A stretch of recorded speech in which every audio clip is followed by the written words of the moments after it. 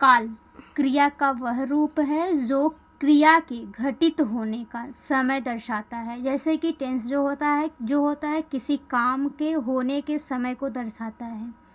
और हम जानते हैं कि टेंस जो है वो 3 प्रकार के होते हैं, जैसे कि दिखाए गए हैं। Tense, what is tense? Tense जो है 3 प्रकार में डिवाइडेड है। प्रेजेंट टेंस,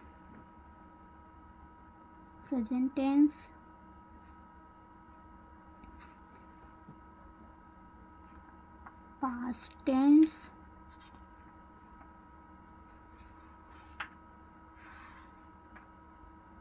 फ्यूचर टेंस,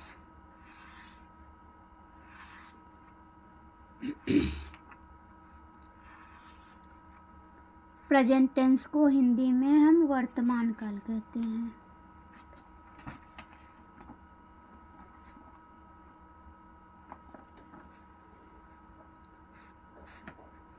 और पास्ट टेंस को हम लोग हिंदी में भूतकाल कहते हैं। फ्यूचर टेंस को हम हिंदी में भविष्य काल कहते हैं।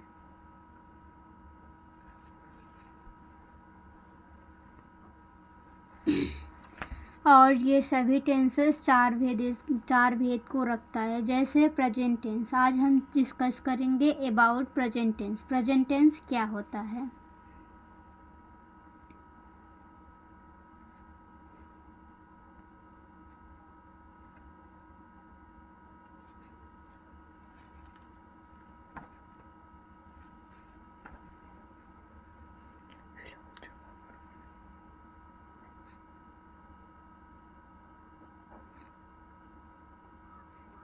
वर्तमान काल जो घटनाएं वर्तमान में होती हैं उन्हीं को हम प्रेजेंट टेंस कहते हैं। प्रेजेंट टेंस 4 टाइप के होते हैं, जैसे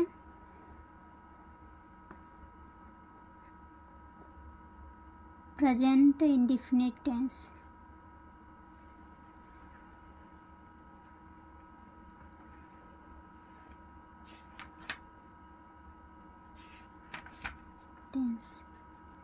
इसे हम कहते हैं वर्तमान अनिश्चित काल।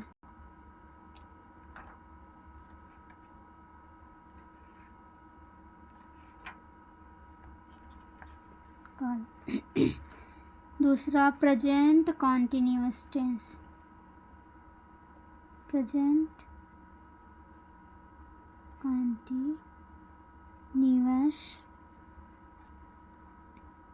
कॉन्टिन्यूअस टेंस, इसे हम हिंदी में कहते हैं वर्तमान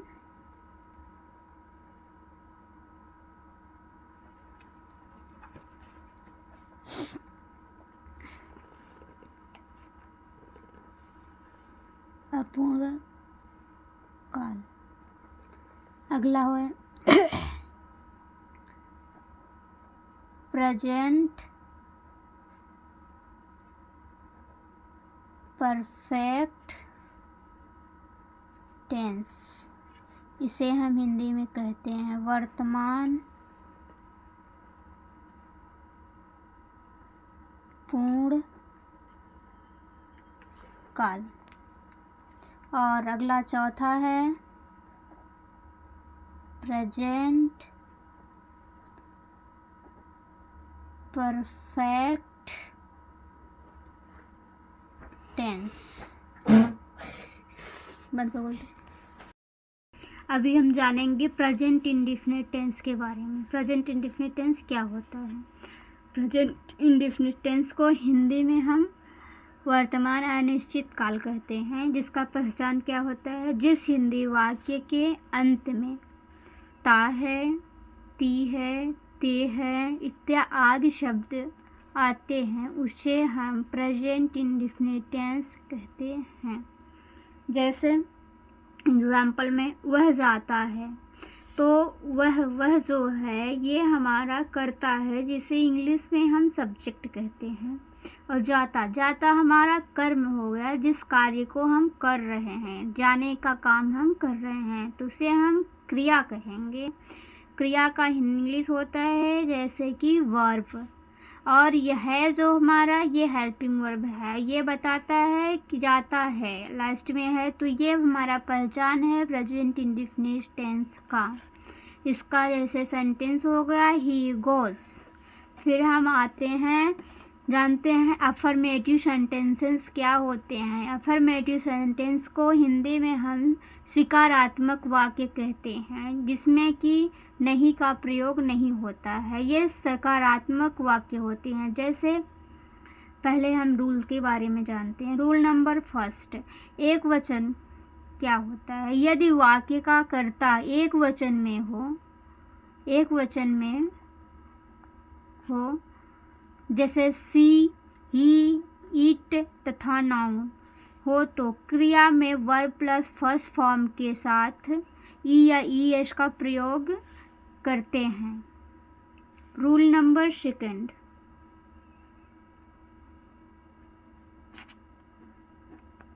परंतु बहुवचन कर्ता जैसे आई, वी, दे हो, तो वर्ब प्लस फर्स्ट फॉर्म का प्रयोग करते हैं, परंतु ई या ईएस का प्रयोग नहीं करते हैं हम।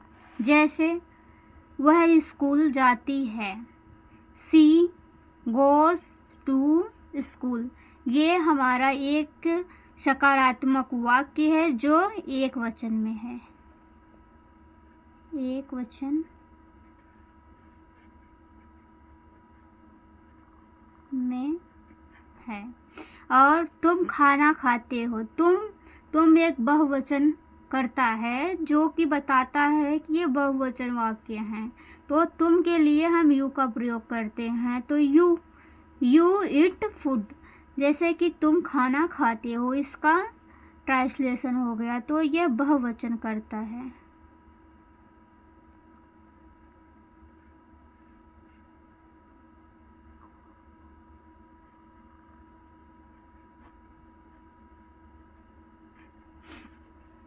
कल हम जानेंगे कि प्रेजेंट इंडेफिनिट टेंस का नेगेटिव, जैसे कि नेगेटिव सेंटेंसेस के बारे में हम डिस्कशन करेंगे।